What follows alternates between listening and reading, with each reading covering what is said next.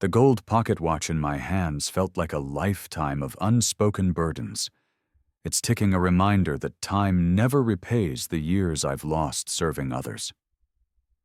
As I sat there in the dim light of my apartment, the watch's chain draped over my fingers like a fragile link to the past, I couldn't shake the memory of my own ambitions slipping away, traded for the promise of a better life for someone else. A choice that now whispered of confrontations yet to come.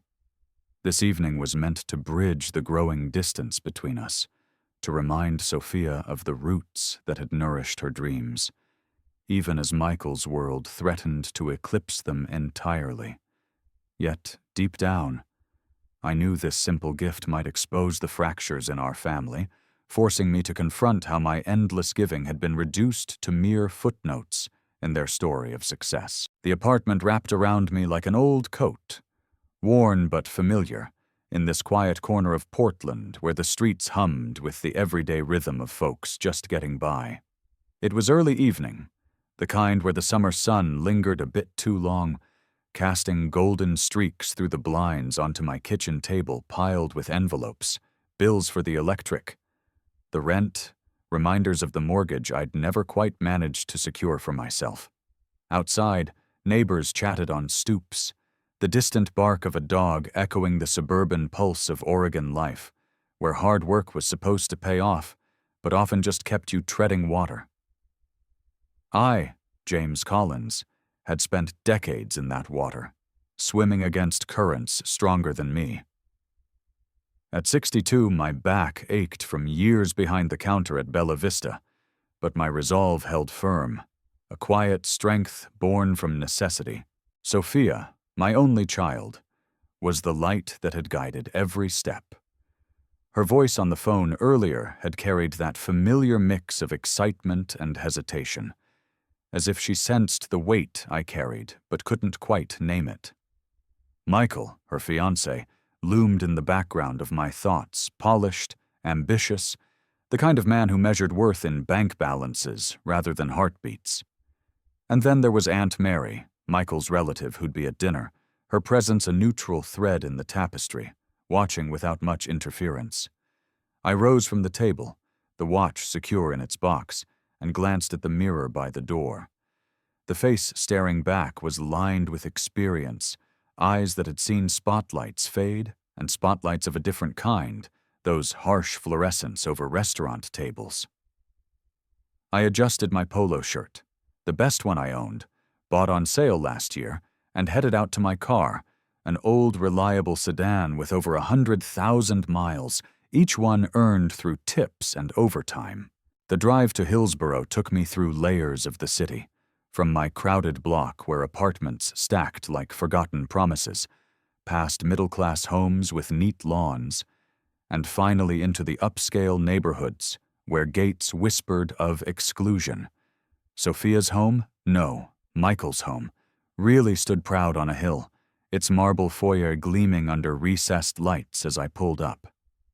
She greeted me at the door, her embrace warm but brief, her eyes darting as if checking for approval from within.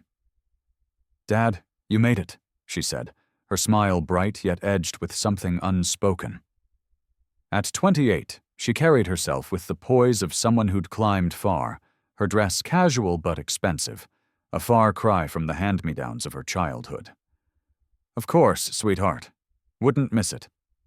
I handed her the box, watching her fingers trace the wrapping. Inside, the dining room unfolded like a showroom, crystal glasses catching the chandelier's glow, the table set with linens that probably cost more than my weekly wage. Michael emerged from the living room, wine glass in hand, his handshake firm but fleeting.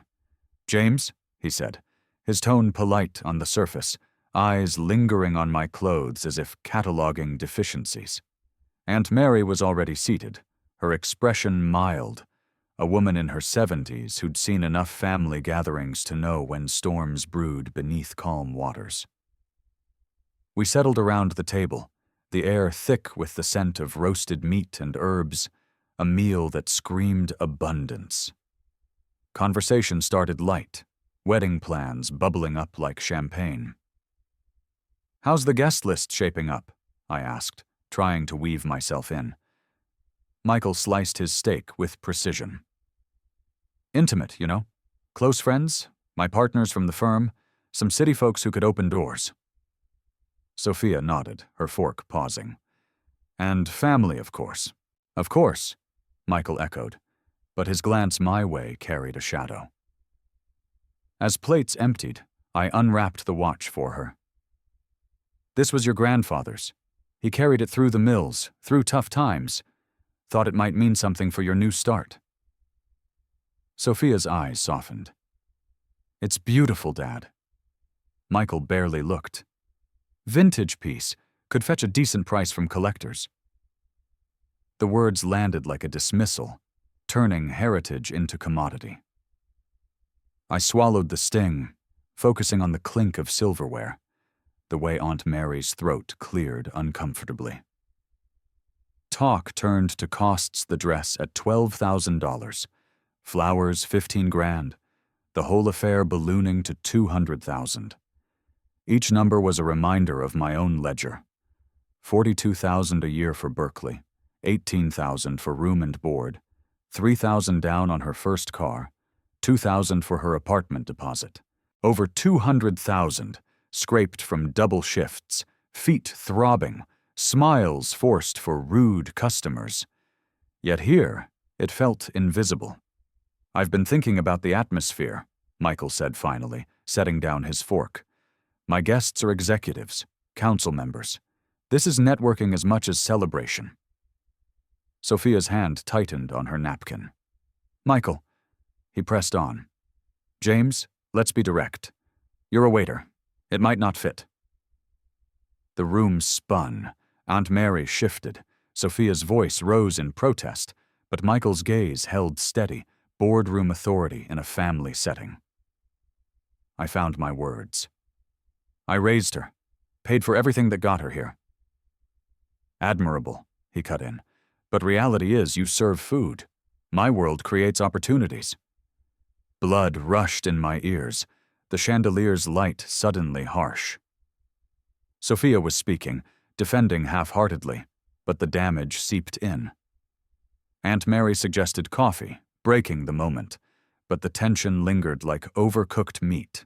We moved to dessert, polite chatter resuming, yet every bite tasted of ash. As coffee steamed in cups, Michael leaned back. Perhaps we discuss this privately. I nodded, the watch box still in my lap, its weight now an anchor against the tide pulling me under. On the terrace later, the city lights twinkled below, mocking the divide. Workers arranged chairs in the garden, each one a seat I might never claim. Beautiful, isn't it? Michael said. House set me back $2.3 million. Weddings at $200,000. The figures slapped like waves. I paid for her college, I murmured. Double shifts, every tip saved. That was then. Now she's mine to protect. Your presence, it would embarrass us. The ultimatum hung there, cold as the evening breeze. Sophia paced inside, visible through glass, her worry etched deep. Fine, I whispered. I won't come. Satisfaction flickered in his eyes. Good we understand each other. Inside, Sophia caught me at the door.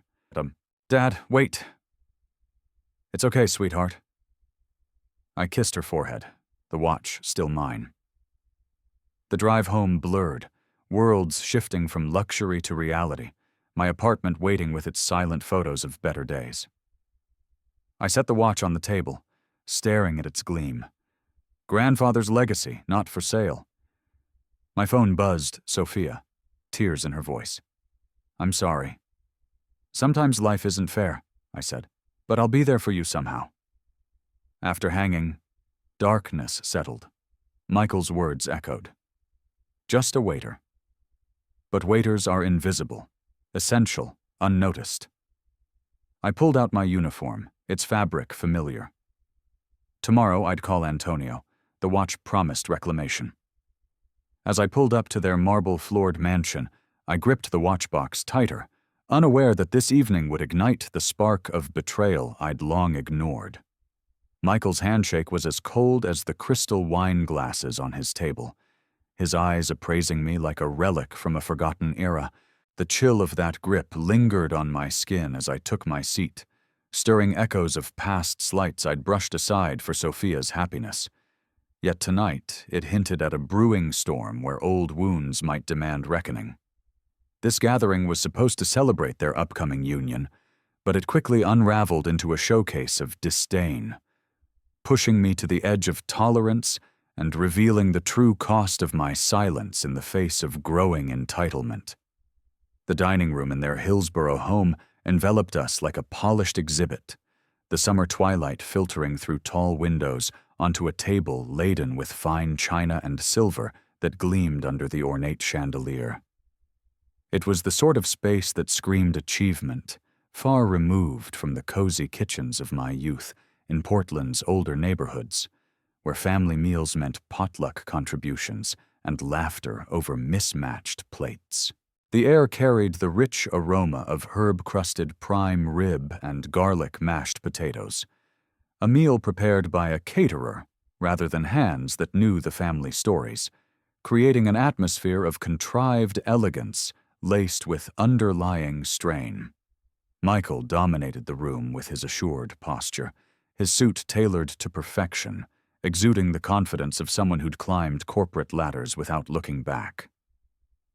Sophia sat beside him, her engagement ring catching the light, her expression a mix of bridal anticipation and subtle anxiety, as if she sensed the fragile balance.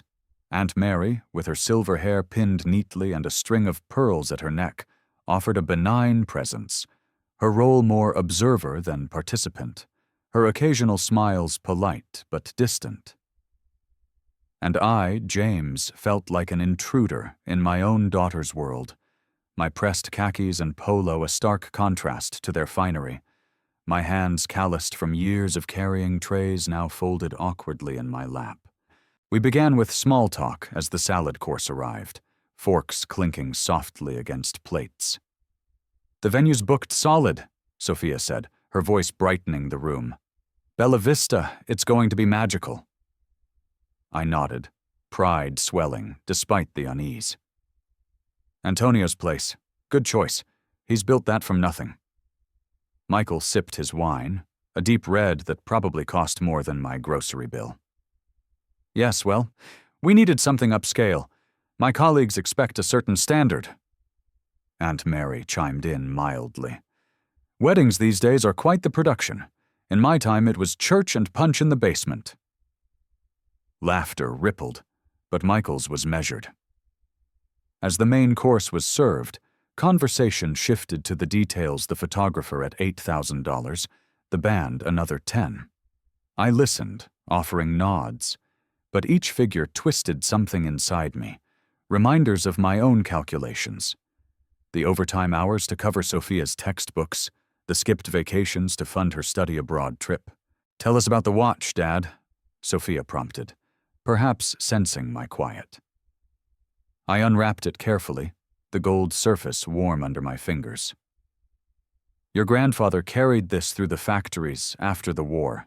It's seen hard times, but it keeps perfect time. Thought it might bring some luck to your marriage." Her eyes lit with genuine warmth. "Oh, Dad, that's thoughtful. I'll treasure it." Michael leaned forward, examining it briefly. "Interesting artifact. Probably has some market value if you know the right buyers." The comment landed flatly, stripping sentiment to dollars, and Aunt Mary's fork paused mid-air, her discomfort evident in the way she glanced away. We pushed through to dessert, a decadent chocolate torte that melted on the tongue. But the sweetness couldn't mask the sour turn. "James," Michael said, setting his napkin aside, "we should talk about the wedding dynamics." Sophia's hand reached for mine under the table, a silent plea, but I met his gaze steadily. "What about them?" "The guest list is curated tech leaders, investors, even a senator. It's not just family, it's future building. Aunt Mary cleared her throat again, a habitual tic in tense moments. Sounds impressive. Michael ignored her. Your role at the restaurant. It's honest work, but my circle operates differently. Having you there might create awkwardness. Sophia's voice sharpened. He's my father. And I respect that, he replied smoothly. But this is an investment in us. Sentiment can't override strategy. The words coiled around my chest, squeezing. I thought of the nights I'd come home exhausted, feet blistered, to help Sophia with homework, the savings account drained for her braces, her prom dress, her first apartment. All invisible now, reduced to honest work that didn't fit his narrative. I've supported her every step, I said, voice level despite the tremor inside. College, her car, everything. He waved a hand. Past efforts are noted, but now it's about elevation. You understand, surely? Aunt Mary pushed her chair back slightly, as if preparing to flee, while Sophia's eyes filled with unshed tears, her loyalty torn between the man she loved and the father who'd raised her. The dessert plates were cleared, coffee poured into delicate cups, the steam rising like unspoken accusations. Michael leaned back, satisfied with his delivery, while I stirred sugar into my cup, the spoon clinking louder than necessary. Perhaps the terrace for a private word, he suggested finally, standing. Sophia whispered, Dad, you don't have to. But I followed, the sliding door closing behind us, sealing in the remnants of the meal and the fragments of my composure. Out there, the garden below bustled with preparations, workers stringing lights, arranging floral arches for the ceremony. The evening air was cooler now, carrying the scent of fresh-cut grass from neighboring lawns, a suburban symphony of sprinklers activating in the dusk. Michael positioned himself at the railing, king of his domain. This view cost a fortune, but it's worth it. The wedding alone flowers $15,000, catering another 20. Each detail hammered the divide. I know about costs, I replied. 4 years at Berkeley wasn't cheap. He turned, expression unchanging. That's history. Sophia's future is with me now, and frankly, a waiter mingling with CEOs? It diminishes the event. The ultimatum crystallized, his voice dropping to that whisper of finality. Stay away, James, for her sake. Inside me, something fractured not with anger, but with a clear, cold resolve. Sophia watched from the dining room, her pacing a shadow play on the glass. You can't erase family, I said quietly. I can protect mine.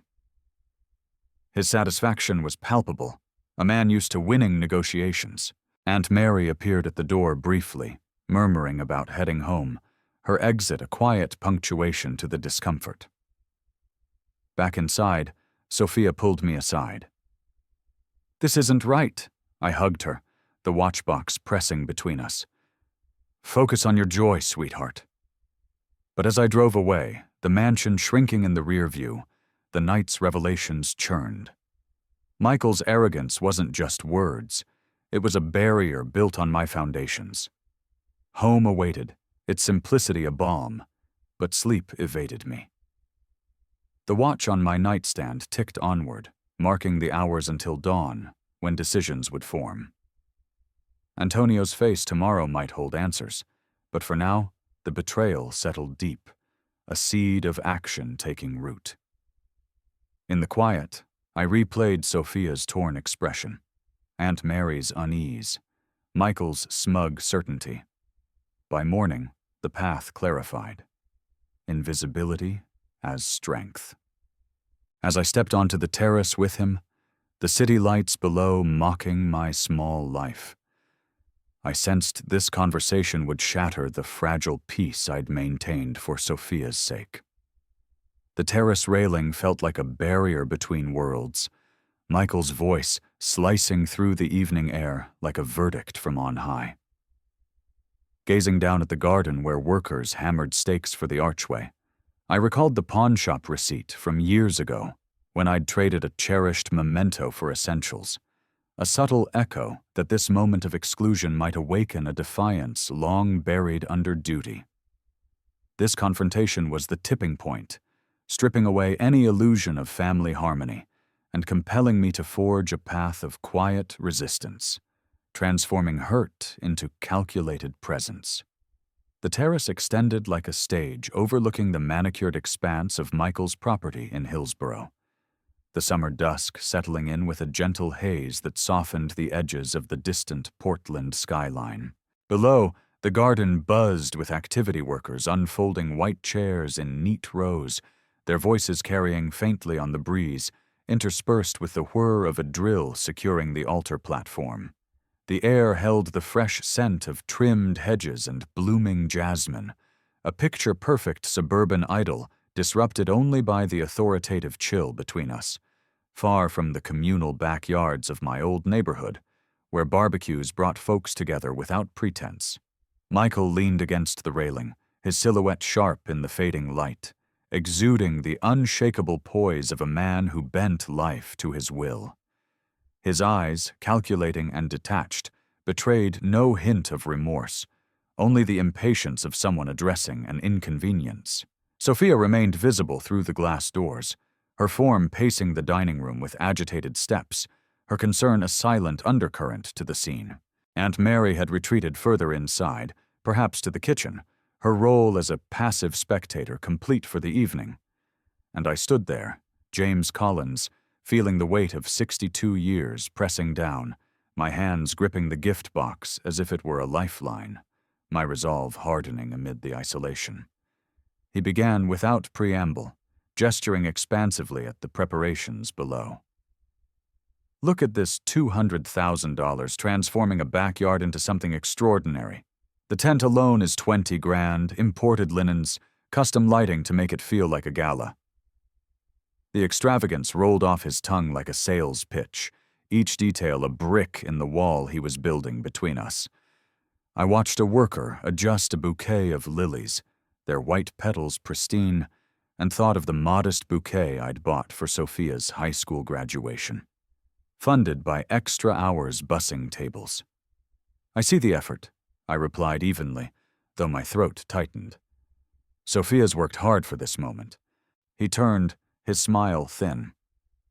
She's earned it, yes. But let's be clear, James, this isn't just a party. Senator Williams confirmed today, along with the mayor and half a dozen venture capitalists. These connections could launch her career further than Berkeley ever did. The name-dropping stung, a reminder of how my sacrifices those 4 years of tuition, the late-night study sessions I'd supported with packed lunches, were now footnotes to his grand design. Through the doors, Sophia glanced our way, her hands wringing a napkin, her loyalty fracturing under the pressure. I've been part of her life from the beginning, I said, voice steady despite the churn inside. Raised her alone after her mother passed, worked every holiday to keep us afloat. Michael waved it off, as if swatting a minor detail. Commendable, truly, but my world demands a certain image. You showing up, chatting about restaurant shifts with people who fund startups? It undercuts everything. The ban hung implicit, but he made it explicit, stepping closer. I'm saying you shouldn't come. It's for the best, protect the atmosphere, avoid any discomfort. Sophia's voice pierced the glass then, muffled but sharp. Michael, stop this. She slid the door open a crack, her face flushed, but he held up a hand, signaling her to stay put. She's right, I interjected, heat rising. This is her day, not a business mixer. I paid for that education you mentioned, $42,000 a year, plus board. Double shifts at Bella Vista, feet aching, but I did it, he interrupted, voice sharpening. And now she's my fiancée, my responsibility. I won't let sentiment turn this into a sideshow, do you get it? CEOs don't mingle with service staff. The words lashed like a whip, reducing decades of love and labor to a label. Below, a worker tested the lights, strings of bulbs flickering to life, illuminating rows of seats where family should sit, not be barred. Sophia pushed the door wider, stepping halfway out. "Dad, come inside. This is ridiculous." But Michael blocked her gently. "Let us finish, Sophia. He needs to understand." Aunt Mary's figure appeared dimly in the background, hovering near the dining table, her unease palpable even from afar as she busied herself stacking plates, avoiding the fray. I defended once more, the box in my hands growing heavier. "That watch inside, it's more than gold. It's generations of perseverance, like the scar here from a hot pan during a rush hour that paid for her books." He glanced at my hand dismissively. "Keep your stories. But leave the watch. Sophia doesn't need reminders of complications." That demand, the ultimate erasure, ignited something primal. The heirloom, a symbol of endurance, reduced to baggage. My whisper came out ragged. "Fine, I won't attend." Satisfaction crossed his face, brief but telling. "Wise choice." Sophia protested louder now, tears starting. "You can't do this." But Michael guided her back inside, the door clicking shut, leaving me alone on the terrace with the cooling air and the distant hum of a lawnmower from a neighbor's yard, a slice of normalcy mocking the elite drama unfolding here. I lingered a moment, watching the workers pack up tools, the garden transforming into a venue I'd be denied. The chill seeped through my shirt, mirroring the numbness that followed years of putting others' first Thanksgivings spent working, while Sophia visited friends, Christmases with modest gifts wrapped in newspaper. Finally, I turned, passing through the house where Aunt Mary offered a sympathetic nod. "Take care, James." Sophia met me at the front door, her hug fierce. "I'm so sorry. He'll come around." "Don't worry about me," I said, kissing her forehead. "Just be happy." The drive home stretched endless, rain beginning to patter on the windshield, slickening the roads through suburbs that grew less polished with each mile. My apartment building loomed, its lobby fluorescent and uninviting, stairs creaking under my steps. Inside, silence greeted me, broken only by the tick of the watch as I set it down. Photos on the walls. Sophia at graduations, birthdays stared back, accusatory in their joy. My phone rang. Sophia again, voice thick. "Dad, I fought with him after you left. This isn't fair." "Life rarely is," I replied. "But fathers find ways." "How?" He meant it. I paced to the window, city lights blurred by rain. Bella Vista's sign would be glowing downtown, a beacon of my daily grind. "Trust me, sweetheart." After hanging, I held my uniform vest, its fabric worn from countless services. Michael's mistake, underestimating the power of the overlooked. Tomorrow Antonio would hear my plan. Invisibility wasn't weakness, it was entry. The rain intensified, drumming on the roof like insistent thoughts. Driving home through the rain-slicked streets, the watch still in my grip, I realized invisibility could be my weapon, and Antonio might hold the key. My work uniform hung in the closet like a suit of armor, forged from years of quiet endurance, its black vest promising a way to pierce Michael's fortress of arrogance. Examining the crisp white shirt beside it, I remembered the emergency fund I'd dipped into for Sophia's unexpected medical bill during her freshman year, a quiet signal that reclaiming my role might soon demand more than mere stealth. This morning marked the beginning of my counterstrike, turning passive acceptance into active strategy by enlisting an old ally, all while navigating the emotional undercurrents that threatened to undermine my determination. Bella Vista stood quiet under the morning sun in downtown Portland, its brick facade warmed by the light filtering through surrounding office buildings, the kind of neighborhood where small businesses clung to life amid rising rents and chain competitors. Inside, the dining room lay empty, tables bare and chairs stacked, the air filled with the robust scent of fresh ground coffee brewing in the back, and the faint tang of onions being prepped for the day's sauces. It was the hour before the rush, when the restaurant felt like a sanctuary rather than a stage, evoking those early American diners where owners and staff shared stories over steaming mugs, far from the polished events it hosted. Antonio moved with the deliberate rhythm of a man who'd built his life brick by brick, his knife flashing as he diced vegetables, his face etched with the lines of immigrant perseverance. At 58, he carried a quiet authority, his loyalty a bedrock in my turbulent world. Sophia's call would come later, her voice likely laced with regret and confusion, highlighting her vulnerability in this family divide. And I, James, arrived with purpose, my casual jeans and shirt a temporary disguise before donning the real one, my mind racing with the plan that had crystallized overnight. I poured 2 mugs of coffee, stirring in Antonio's preferred 2 sugars, the steam curling up like rising resolve. "You're here before the birds," he said, wiping his hands on a towel, his accent a comforting blend of Italian roots and Oregon adaptation. "Couldn't rest," I admitted, handing him the mug. We stood at the prep station, the hum of the refrigerator a steady backdrop. "Sophia's wedding is tomorrow." His eyes lit with initial warmth. "Ah, the big day. You must be bursting with pride." "I am, but there's trouble." I laid it out the dinner, Michael's ban, the humiliation on the terrace watching Antonio's expression shift from curiosity to indignation, his knife set aside as he listened. "What kind of man bars a father from his daughter's wedding?" he growled, fists clenching. "After all you've done those years here, covering shifts when others called out, saving for her future." I nodded, the weight easing slightly and sharing. "He sees me as an embarrassment, just staff." Antonio paced a step, his apron stained from mornings like this. "I've faced that look myself, customers who don't see the person, only the plate. But this? It's poison. That's why I need your help." I explained the idea. Join the catering crew anonymously, blend in as a waiter to witness the vows without confrontation. Invisible, but present. He stared, incredulous. "Work your own child's wedding?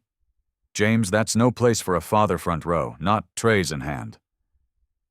"Sometimes we take the scraps we're given." The coffee burned going down, mirroring the fire building inside. He resumed chopping, more forcefully now, the blade thunking against the board. "The crew is Giuseppe's old friend from my early days. He owes me." Would he add me for one day? Antonio paused, weighing it. "For you? Yes. But are you sure? Once you're serving his guests, no turning back." "I've never been surer."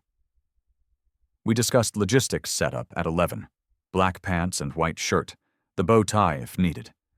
The plan felt solid, a clever sidestep around Michael's walls. As we finished our coffee, my phone vibrated. Sophia, her tone heavy with unshed emotion. "Dad, last night was awful. Michael's still adamant, but I miss you already." "It's all right," I soothed, stepping away from Antonio for privacy. "Focus on the joy ahead. I'll find peace with it." "But how? I want you there." Her voice cracked, revealing the pull between her new life and old bonds, her weakness in not challenging him harder. "Trust that love finds a way." Hanging up, I felt a pang for her turmoil, but it fueled me. Back at the station, Antonio nodded approval. "Giuseppe's expecting my call. You'll be on the list." Relief washed over me, mingled with anticipation. We shifted to lighter talk restaurant gossip, the upcoming lunch menu, but the undercurrent remained. Hours passed in the familiar routine, wiping counters, checking inventory, the kitchen coming alive as other staff trickled in. By midday, Antonio pulled me aside near the walk-in cooler, his expression graver. "I spoke with Giuseppe. You're in. But James, men like your son-in-law don't yield easily." "I know." Yet his warning lingered, a shadow on the plan. As the lunch crowd built, I helped seat patrons, the clatter of dishes a distraction from inner churn. A family at table 4 reminded me of simpler times parents beaming over a child's achievement, no barriers of status. By afternoon, Antonio emerged from his office again, face tight. "Your Michael stopped by earlier. Flashy car, suit like a shark." My stomach dropped. What did he want? "Offered $5,000 to keep you off the crew." Antonio's eyes flashed. Cash. Like buying silence. The audacity hit hard, Michael's desperation revealing cracks in his control. "You refused?" "Of course." Then he mentioned inspectors, licenses, threats from his connections in City Hall. Antonio's voice hardened. "Thinks he can bully an old immigrant? I've survived worse." The revelation piqued the morning's tension, our shared outrage a bond forged in mutual respect. "He called me unstable, a risk to guests, upped it to $10,000 when I laughed." We stood there, the kitchen's heat mirroring our fury. "Thank you for standing firm," I said. "Don't thank me. This shows his character weak under the polish." Antonio clasped my shoulder. "Tomorrow you serve with head high, and if trouble comes, we face it together." The shift continued, but his words echoed, fortifying me. As evening approached, I hung my apron, the uniform waiting at home like a promise. Outside, Portland's streets bustled with weekend energy, families heading to parks, the normalcy a stark contrast to my brewing storm. Home, I ironed the shirt, the steam rising like plans taking shape. Michael's threats exposed his fear of exposure, of losing grip. Sophia texted, "Thinking of you. Wish things were different." I replied simply, "They will be." The night stretched, sleep fitful, dreams of terraces and ticking watches blending into resolve. Dawn would bring action. As I left the restaurant, Antonio's warning about Michael's persistent scheming echoed in my mind, but tomorrow's setup would test if my plan could withstand the storm. The wedding setup unfolded like a stage rehearsal for a drama I hadn't scripted, but Michael's unexpected arrival turned it into a confrontation I couldn't avoid. Folding napkins into precise fans, I thought of the overtime paychecks I'd funneled into Sophia's extracurriculars, a faint whisper that the truths I'd buried might soon surface in ways no one anticipated. This afternoon was about laying the groundwork for tomorrow's event. But it escalated into a raw clash that laid bare Michael's insecurities, inching us closer to an inevitable breaking point while testing my ability to hold steady. The private dining room at Bella Vista hummed with organized activity under the high ceilings, sunlight streaming through large windows onto rows of round tables draped in crisp white linens, each one adorned with sparkling crystal glasses and budding centerpieces of roses and hydrangeas that filled the air with a sweet, almost cloying fragrance. It was mid-afternoon in Portland, the kind of warm summer day where the city's bustle outside cars honking on nearby streets, pedestrians chatting on sidewalks contrasted with the focused efficiency inside, workers moving like a well-oiled machine to transform the space into a reception hall worthy of high society whispers. The atmosphere crackled with mechanical precision at first, the clatter of silverware being placed and chairs being aligned creating a rhythmic backdrop. But it grew charged, electric with unspoken hostilities, reminiscent of those tense American block parties where underlying grudges simmer beneath the surface cheer. I moved among the tables with practiced ease, my hands steady despite the knot in my stomach, maintaining the calm facade of a seasoned professional even as inner turmoil brewed. Michael burst in like a storm front, his face tightening the moment he spotted me, his usual composure fracturing into visible irritation that bordered on rage. Sophia trailed behind him, her casual sundress fluttering, her expression a whirlwind of excitement dimmed by worry, her role as the bridge between us straining under the weight of divided affections. Antonio lingered in the periphery, mentioned in passing by a coworker as the one who'd cleared my addition to the crew. His unseen support, a quiet anchor in this brewing tempest. The setup had been progressing smoothly for hours, measuring distances between tables to ensure smooth navigation, aligning place settings with military accuracy, the floral arrangements positioned just so to frame the dance floor without obstruction.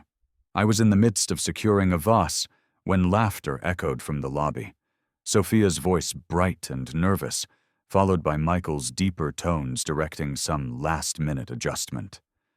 My heart quickened. I hadn't anticipated their walkthrough coinciding with my shift.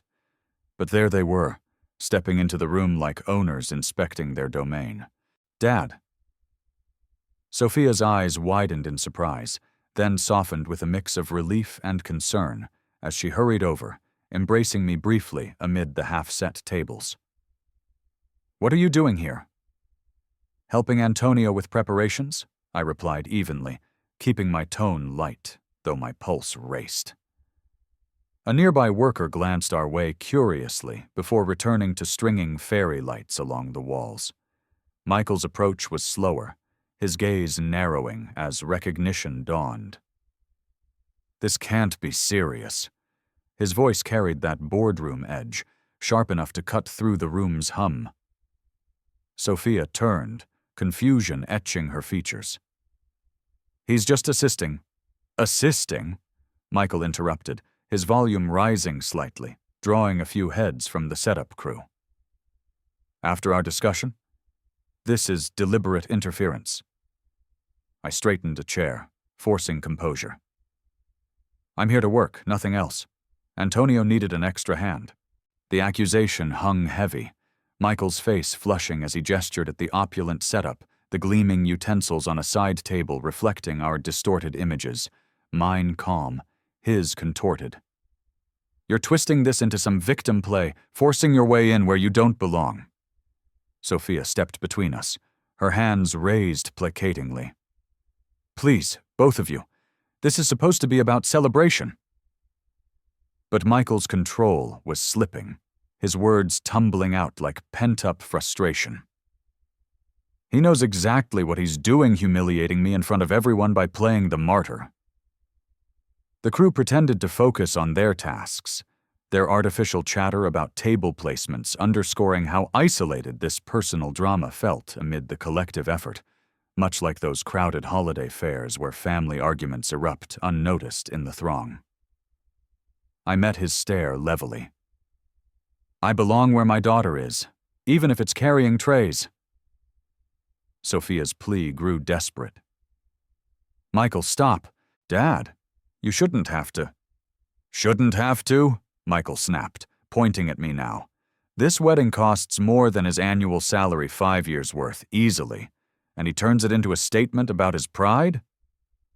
The numbers again, wielded like weapons, but I held firm, recalling the solitary nights I'd spent patching a leaky roof during Sophia's college breaks, rain dripping into buckets, while she studied in warmth I'd provided, my self-reliance a shield against such barbs. The exchange heated, voices overlapping as Sophia's eyes welled up, her attempts at mediation faltering. "This is ruining everything," she whispered, turning to me with tears starting to spill. "Dad, please understand." "I do," I said gently, touching her arm. "But a father's place isn't negotiable." Michael's retort came fierce, his poise shattering completely. "Your place is gone. She's mine now, my event, my guests. This pathetic infiltration, it's beneath even you." Sophia's sob broke free, her hands covering her face as the words echoed, the crew's movements slowing in awkward silence. Michael's chest heaved, regret flickering briefly before hardening again, his exit stormy as he grabbed Sophia's elbow. "We're leaving. This farce ends here." She cast a final apologetic glance over her shoulder, mascara streaking. "I'm sorry, Dad." They vanished down the hallway, the door slamming with finality, leaving me amid the half-finished elegance, the floral scents now overpowering, the reflections in the silverware mocking twisted views of value. I resumed polishing a fork, hands trembling slightly, the gleam catching the light in warped patterns that symbolized how perceptions of worth had been so grossly distorted. The workers' resumed banter felt forced, highlighting the loneliness of standing firm in a sea of indifference, akin to those American town hall meetings where one voice challenges the crowd. Antonio's earlier arrangement felt more vital now, his offstage endorsement a reminder that alliances mattered. The afternoon waned, shadows lengthening across the tables, my mind racing through what Michael's desperation might unleash next. As the crew packed up, I lingered, ensuring every detail was perfect for tomorrow's guests, the dance floor gleaming under the chandeliers. Michael's veiled promise of further action loomed, but my resolve solidified. This was no longer just about attendance. It was about dignity reclaimed. The room emptied, leaving me with the quiet clink of final adjustments, the weight of impending conflict settling like dusk. Watching their car drive away, I polished the silverware with shaking hands, knowing his return with more leverage would force the battle into the open tomorrow. The champagne flutes on my tray sparkled like false promises, but the room's turning heads would soon shatter Michael's illusions of control. Pouring for a cluster of suited executives whose conversations dripped with talk of mergers and market shares, I recalled the thunderous ovation at my final red carpet event, a distant echo that suggested tonight's scripted elegance might veer off into uncharted revelations. The reception swirled into full swing, a culmination of tensions where hidden truths erupted, flipping the script on betrayal and ushering in a hard-won harmony that reaffirmed the quiet power of steadfast integrity. Bella Vista's grand hall pulsed with life under the glow of crystal chandeliers, their light dancing off vases overflowing with pristine white roses and lilies that lined the perimeter. The dance floor a polished expanse waiting for the night's rhythms. It was evening now in Portland, the summer warmth lingering outside while inside.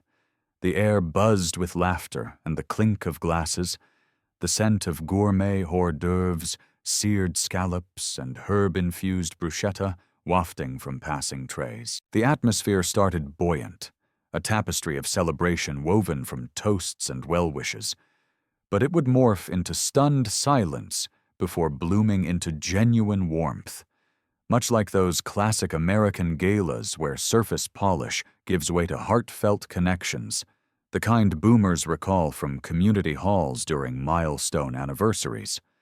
I navigated the crowd with the grace of long practice, my black vest and bow tie rendering me part of the scenery. A resilient figure whose dignity had been forged in obscurity but was poised for emergence. Michael stood at the head table, his tuxedo impeccable, exuding triumphant arrogance that masked deeper vulnerabilities, his journey from dominator to the humbled, a spectacle unfolding in real time. Sophia glowed beside him in her lace gown, the veil trailing like a dream, her initial bridal radiance tempered by lingering shadows of conflict, her path toward full realization and mended bonds the emotional core of the evening. The guests tech moguls in designer attire, city dignitaries with pinned boutonnieres, and a smattering of family served as the unwitting audience, their admiration catalyzing the shift. Frank Morgan, my old industry comrade with his silver mane and knowing grin, appeared as a timely validator, his presence a bridge to my forgotten era. Antonio watched from the kitchen doorway, his satisfied nod a quiet testament to loyalty rewarded. The event kicked off smoothly as guests arrived at 5 sharp, me weaving through clusters with trays of bubbly, offering flutes with a murmured champagne to women in pearl necklaces and men discussing stock portfolios. "Exquisite setup," one matron commented, her gown shimmering as she accepted a glass. I nodded politely, invisible yet essential, catching glimpses of Sophia at the entrance, her smile radiant as she greeted arrivals, Michael at her side like a guardian of the elite. The room filled, conversations layering over the soft jazz from the band talk of recent deals, vacation homes in the Hamptons, the mayor's latest policy push. I refreshed drinks near a group debating venture funding, their casual millions a world apart from my scraped-together savings. Through it all, Michael's eyes found me repeatedly, a flicker of unease beneath his charm, as if sensing the undercurrent I represented. Dinner transitioned seamlessly, plates of filet mignon and asparagus ferried out by the crew, me ensuring seamless service at the periphery tables. Sophia caught my eye once, offering a subtle wave, her gratitude silent but profound. Antonio passed by briefly, whispering, "Steady, my friend." His encouragement a bolster against the building pressure. As dessert circulated, tiramisu dusted with cocoa, I positioned myself near the bar, where the mounted television played a loop of vintage cinema, Antonio's nod to timeless glamour. Michael rose then, tapping his glass for attention, the room quieting as forks set down. "Ladies and gentlemen," he began, voice amplified and confident, "thank you for joining Sophia and me on this momentous day. We're surrounded by excellence leaders who've shaped industries, friends who've elevated our paths." Applause rippled, glasses raised. I continued refills, pouring for an elderly couple who smiled appreciatively. Michael's tone warmed initially, praising Sophia, but then sharpened, his gaze locking on me. "Success demands knowing one's place, recognizing contributions big and small." Murmurs stirred, the shift noticeable. "Not all reach the pinnacle, some facilitate from the shadows." He gestured openly at me. "Take James here, a waiter who served admirably, but in circles like ours, there's a natural order. Creators and supporters." The humiliation landed publicly, guests shifting uncomfortably, whispers spreading. Sophia's hand flew to her mouth, horror etching her features. "Michael, no," she whispered, but he continued, emboldened. "He's insisted on being here, but truth is, some lives peak early, sliding into roles that enable the great." The room fell hushed, my tray steady despite the inner quake. I set it down, straightening, as a young guest near the bar glanced at the TV, where black and white scenes flickered an old naval drama, my younger self in uniform delivering lines with conviction. "Wait," the young man said, voice cutting the silence. "That's him on the screen." Heads turned, first a few, then more, phones emerging to confirm. "James Collins, the actor from Atlantic Crossing?" An older woman gasped, recognition dawning. "Golden Globe nominee, I saw it in theaters." The revelation cascaded, guests buzzing, pulling up clips. 7 films, cult classics now." Frank stepped forward from the crowd, his voice booming. "Indeed, my old co-star, who chose family over fame. A true talent." Sophia's eyes widened in astonishment, tears forming as pieces connected my stories of Hollywood, not exaggerations, but sacrifices for her. Michael's glass slipped, cracking against his plate, his face ashen as the room's focus shifted to me. I spoke calmly. "Tonight's about the bride and groom." But the guests pressed, admiration flowing. "Why hide it?" one asked. "When Sophia came along, I chose her over spotlights. No regrets." The simplicity resonated, applause starting tentatively, growing as they stood, toasting not celebrity, but character. Sophia rose, navigating tables to reach me, embracing tightly. "Dad, you gave up everything for me?" "Gained more," I whispered. Michael remained seated, processing the reversal. His dominance evaporated amid the cheers. Frank clasped my shoulder. "The industry's missed you, but this is your finest role." Antonio beamed from afar, his nod affirming our shared victory. The energy transformed, guests approaching with handshakes, sharing memories of my films, the nostalgic glow of the TV evoking era-defining cinema that shaped generations. Michael stood slowly, approaching the microphone, voice unsteady. "I was wrong, cruelly so. James isn't just a father. He's a man of profound sacrifice, one I dismissed out of ignorance." The admission hung, sincere regret cracking his facade. "James, if you'll forgive me, welcome you as honored family." I extended my hand, our clasp firm. Family moves forward. Sophia joined us, her arms encircling both, tears of relief flowing. The room erupted anew, glasses clinking in heartfelt toasts to resilience, to hidden heroes. The band struck up, couples drifting to the dance floor. I slipped to the bar for a moment's respite, pouring coffee into a simple mug, its warmth grounding me in the fulfillment of ordinary acts after chaos. Frank joined briefly. "Offer stands for a comeback." I smiled. "My stage is here now." As music swelled, Sophia took my arm. "Father-daughter dance?"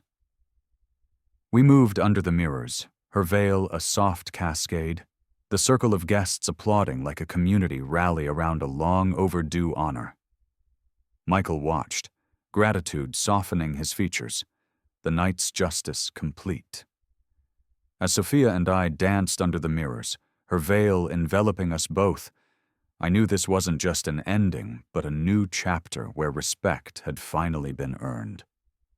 In the quiet aftermath of that transformative evening, James Collins stood taller, not because of the applause that had filled the room, but because he had finally reclaimed the dignity that years of silent sacrifice had eroded.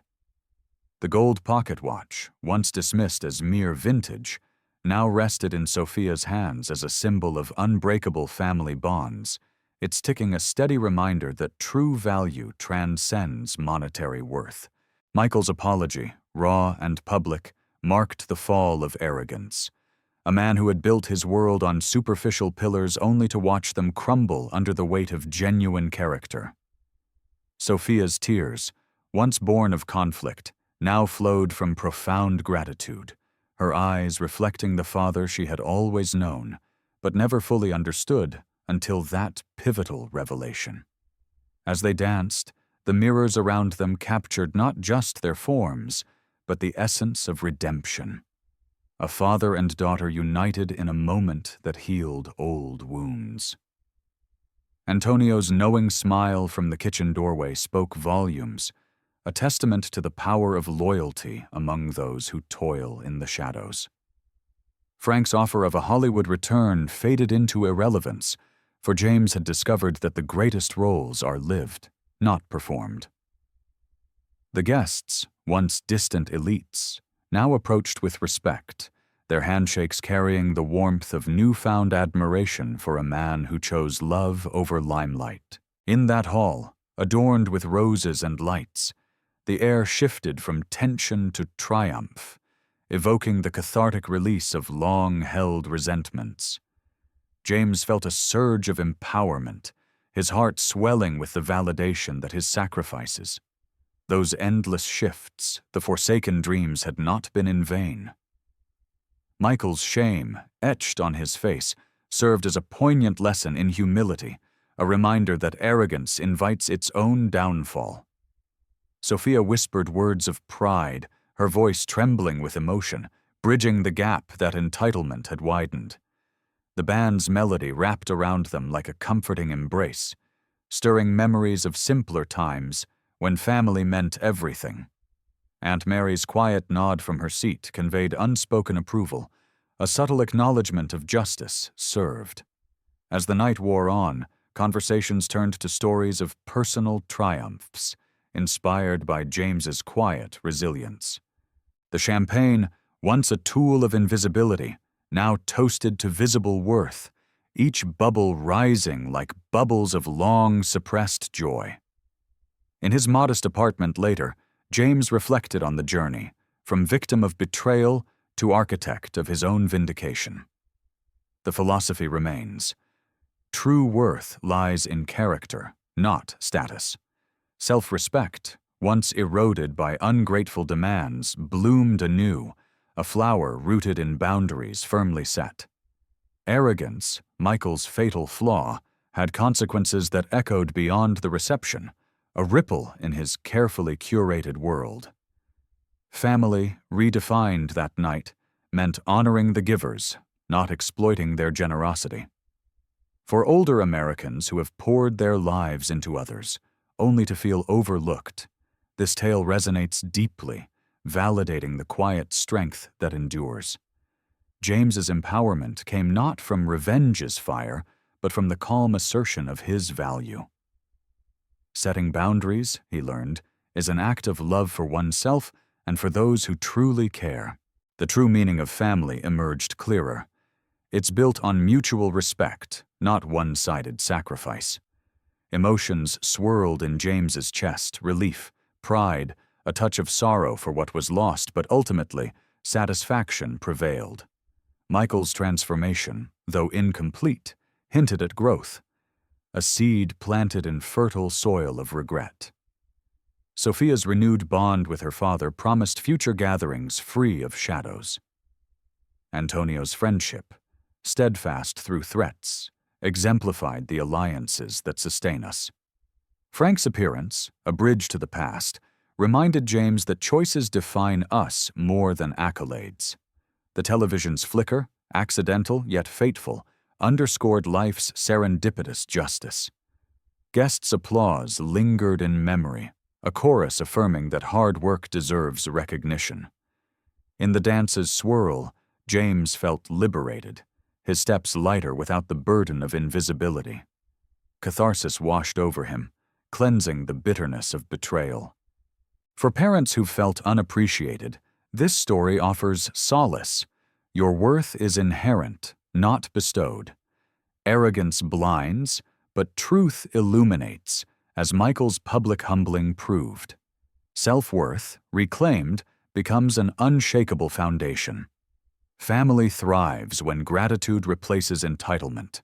James's journey inspires, from selfless giver to empowered guardian of his own narrative. Boundaries, once absent, now guard the heart's treasures. The consequences of arrogance are swift and humbling, a universal truth. Respect, earned through actions, outshines any facade of success. In quieter moments, James pondered the heirloom watch, its legacy intact. Emotions of fulfillment dominated, a warm glow against past chills. The night's resolution validated years of perseverance.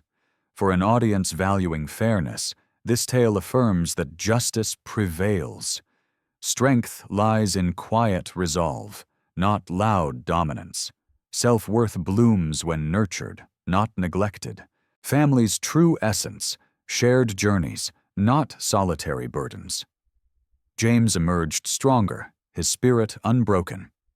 If you like this story, please leave a number 1 in the comments. Subscribe to our channel to hear the next story. The empowerment felt cathartic, a release long overdue. Arrogance's downfall brings satisfaction to those who've endured it. Setting boundaries liberates the soul. Respect fosters deeper connections. James's vindication evokes hope for similar reckonings. The lesson: honor the givers in your life. Family bonds strengthen through acknowledgement. Self-respect demands action when violated. Consequences teach where words fail. The journey from victim to victor inspires resilience. Emotions of triumph linger, empowering listeners. Fairness prevails in tales like this. Strength in vulnerability shines brightest. Self-worth is non-negotiable. Family means equity, not exploitation.